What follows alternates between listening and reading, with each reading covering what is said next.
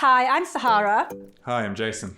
And we are... What are we? Sex workers. That's right, we are sex workers. And today we are here to talk about... We're here to talk about PrEP today. PrEP. You're always prepping, Jason. What are you prepping? Ooh, wouldn't you like to know?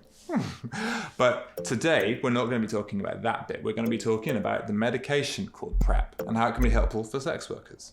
So stay tuned and find out more.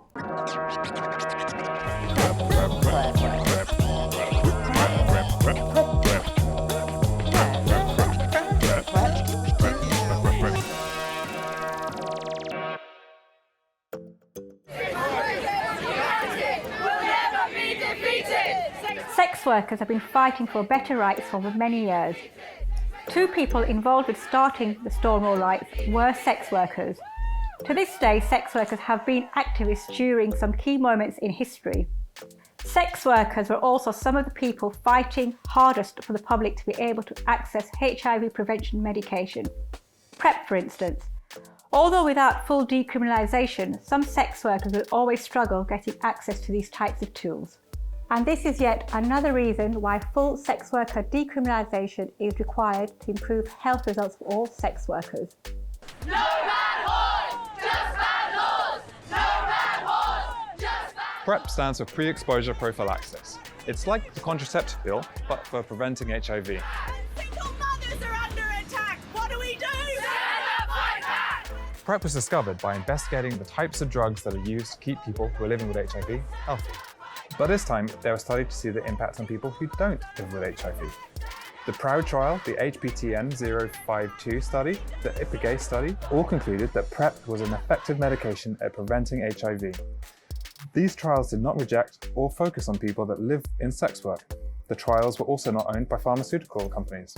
Much of the resulting PrEP activism has been to establish competitive generic access to it, so it's not tied to a single manufacturer. Amongst us sex workers, at times we can worry about being experimented on, as we can feel like an expendable part of society. Western healthcare institutions tested PrEP with willing members of the public. PrEP is now trusted by the NHS and all HIV experts. It was FDA approved and hit the market in 2012. PrEP has been found to be incredibly well tolerated, even with long-term continued use. PrEP is not the same as PEP, however. PrEP is taken as a routine before HIV exposure, and PEP, post-exposure prophylaxis, is an urgent treatment started within 72 hours after any potential HIV exposure and started as soon as possible.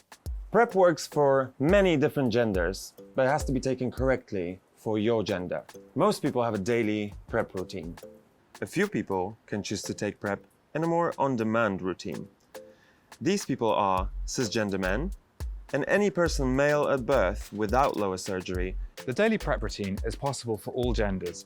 It involves having an HIV test before you start PrEP, just to make sure that you're not living with HIV before beginning. This is because it could cause complexities in later treatment.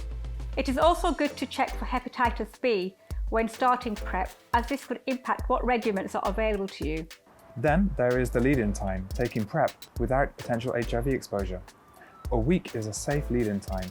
Take your PrEP every day, and if you miss a pill in the week, don't panic.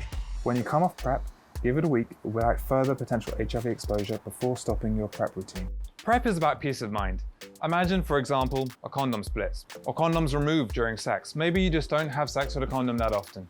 Even in the case of sexual assault, having PrEP behind you just means it's one less thing to worry about in an already stressful situation. Speak to your healthcare provider for how you could access PrEP.